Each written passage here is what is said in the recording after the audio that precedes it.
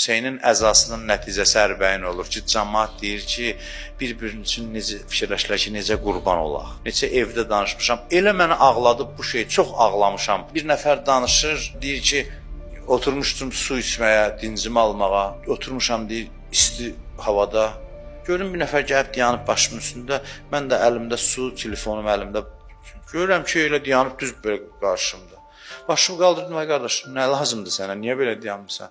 Deyir ki, heç nə, mən çox kasıb adamam, hərə bir şey gətirib ehsan eləməyə. Gördüm, heç nə əlimdən gəlmir. Dedim, günün qabağında ki, dura bilərəm, kölgə yarada bilərəm ki, vücudumdan. Mən də gəlmişəm burada zəvvarlara kölgə yaradım. Və budur, Hüseynin yaratdığı eşq, fəza budur, belə bir fəzadır.